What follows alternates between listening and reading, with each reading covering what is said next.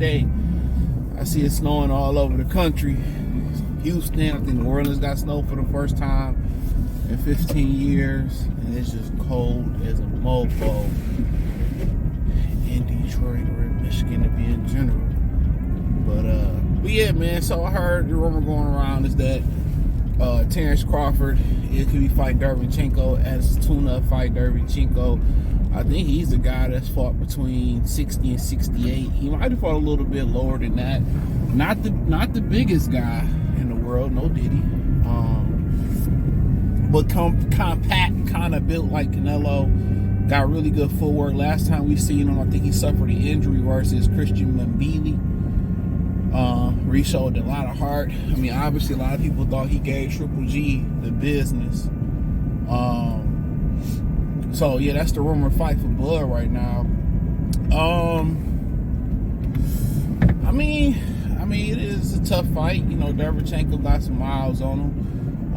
He hurt. Did he drop Munguia? Munguia dropped him. He hurt Munguia, had Munguia out. So, I mean, he's more than a formidable opponent. Even after the Mbili, I think he tore his bicep or something like that. That'd be interesting. In my opinion, I know my. If you've seen the video I did about what Bud should do, it's a little bit it's different. You know, basically, I said I would like call over the Rising. And do some fights over there against the Asian fighters. They best 160 and they buff 168 pounders. I'll probably have between now and September about maybe 4 to 6 fights, and then I would end off in Europe and do two or three tough fights in Europe versus 68, 60 pounders, guys like that, and I would just gradually build my body up in smaller increment fights. First start off maybe with a 6 or 8 rounders, then do a couple of 10s, and then maybe top it off with a 12 or 2. And I would naturally just build my body, and I have my window open, I would naturally build my body up, in increments in those fights. That way, you get a lot of activity, and you're actually able to build your body up, engage your progress. Not just one fight. You have about, anywhere from, 3 to 6 fights to get your body ready and make your, but the business got to be there. You got to have somebody that's willing to do the business in Asia with you, and that's why I say Rising. Or you got to have somebody willing, and then if you're going to end off in Europe, you got to have somebody in Europe that's willing to do the business with you. I don't think it's a problem. I think Eddie Hearn can provide you with some good European tough guys in there. You can spar there, train there, So yeah, I think that'd be fun for him. That'd be good for him. Able to build that body up. Yeah, this weather is cold. It's everything frozen. They gonna have idiots out here, skiing and shit. And there's snow on the ground. And this shit is slick. So gotta be careful. And they ain't put no salt down where I'm at. None. I mean, in the morning I was coming in, no Diddy. There was no salt down. Right now, they still ain't put no salt down all day. So, yeah, we talk shit about the city, but small cities like this should have the resources to drop salts down on ramps and roads. But yeah, he fight Derevyanchenko. That's a tough fight, and I think if stature-wise, he kind of built compact and stocky like Canelo Alvarez. So yeah, I mean, he throw combinations. He don't fight like Canelo, but that footwork, Canelo ain't gonna be. I mean, Crawford ain't gonna be easy to outwit Derevyanchenko with the footwork. So, like I said behind me, somebody being impatient. And not be an asshole. I'll just keep going slow until you go around. Don't get behind me being impatient. You know what I'm saying? I don't understand. Can't stand pickup truck drivers. Like, it's a whole nother side of the lane. Go over there. But yeah, like I think that's a tough fight, regardless, especially if you hope that his arm is healed and he still got some fastballs left in the kitchen, man, because that's a fight that Bud can lose. I want to say he fought Carlos Adames too. I think he beat Adames. I I could be wrong. Maybe now I'm thinking about somebody else. I think it was the other kid he beat. I forget that dude's name. He's supposed to be really, really good. I think he's from like the Caribbeans and the Bahamas or something like that. I forget the name of that guy he fought. Y'all, I mean, somebody know him. Somebody real boxing know what I'm talking about. Somebody Derevyanchenko. It wasn't Adonis. You know. But yeah, I mean, like I said, it'd be a good fight. It's a fight. Anytime you go up there fucking with bigger guys, one punch can change it. And then Derevyanchenko was a guy that got good footwork. You know, he's a guy who got tremendous footwork. So Bud ain't gonna just be able to outwit him and out finesse him and dance around him and no, he gonna have to. He gonna be there, and then Bud gonna get tested on the inside too. And Triple G, he fought Triple G on the inside. He got Triple G all he wanted on the inside. He was turning him, working the body. So Bud gonna get a good taste of getting clocked and like I said, that's some fight that can fuck the money up. You know, that's a fight that can fuck the money up. So yeah, he gonna get hit on the body. He gonna get tested. Derevyanchenko pack a solid punch. So yeah, he definitely gonna get tested. So I like it. I like the fight, man. I might be in the minority there. It's just what I heard on the streets. That's what, you know, Barbara told me. That's what's hot in these streets. Like I said, that's dangerous fight. And people just think weight is nothing. You know what I'm saying? You know, in boxing they think, oh, it's just weight. It's a couple pounds. Like, it ain't just a couple pounds. You know, depending on who you fight, every pound you go up, that could be 3 or 4 extra pounds because how they rehydrate, you know, how they really walk around. And Roberto Duran was one of those guys who walked around real heavy and shaved down. Okay, he shaved down, but he still got that heavy strength on him. And your body type really helps you in boxing too.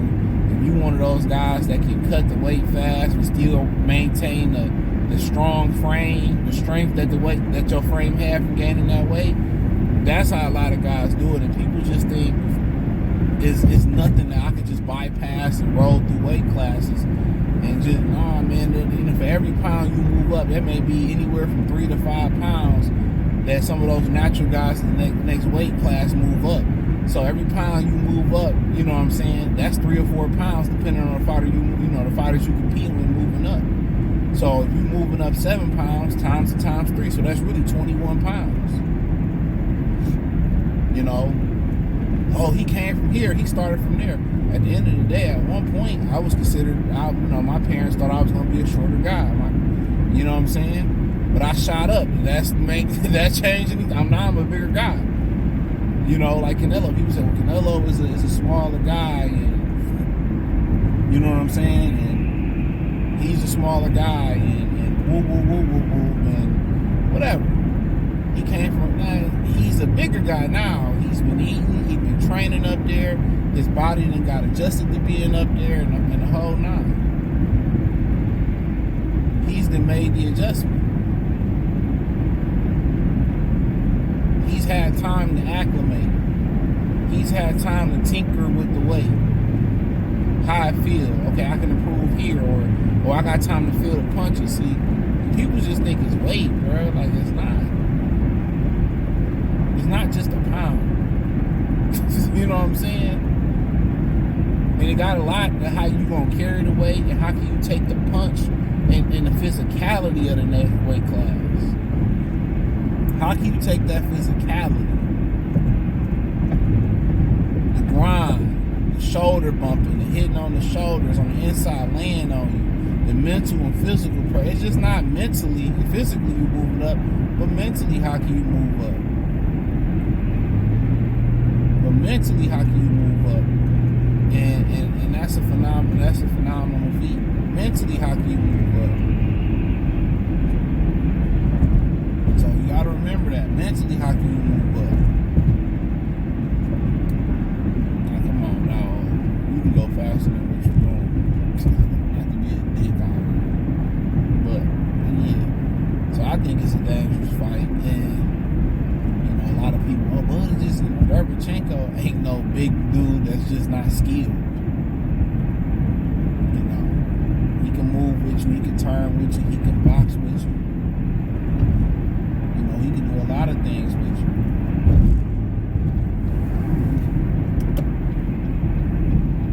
He can do a lot of things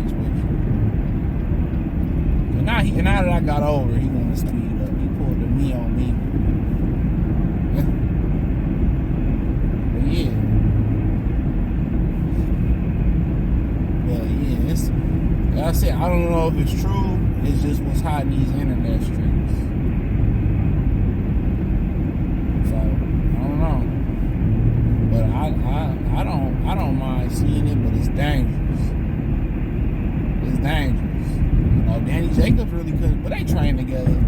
Danny Jacobs really couldn't do nothing with him. He really couldn't do shit with him. So yeah, ain't no easy feats out here, man. You moving up the weight. And 68 was a division where a lot of Americans didn't even fuck with it. You gotta remember, that was a European dominant division for real. Marvin Hagler, you know, he got robbed he got robbed over there in Europe for his first title fight. So he wasn't even really trying to fuck with it. So a lot of Americans didn't used to go up there. Roy fucked with it, James messed with it. I think Bernard started up and then went down. I think he jumped over it. Yeah, I think he maybe won the title there and jumped back over it. I don't really remember, but yeah, man. So we'll see. It may be him. I don't know. I'm just speaking hypothetically. It may be him versus Derevyanchenko for 164 pounds or something like that. I don't know. It might be the full 68. But I think he should do what I say do if the business presents itself like that. That's just my opinion. But hey, it is what it is. Check out the Box Room playlist. Hit the link tree. Find me on X, Instagram, Spotify, Anchor, Cash App, Venmo, PayPal, Amazon, Kick, Twitch. Join the Patreon. That link's in the description. Appreciate the love and support. Peace.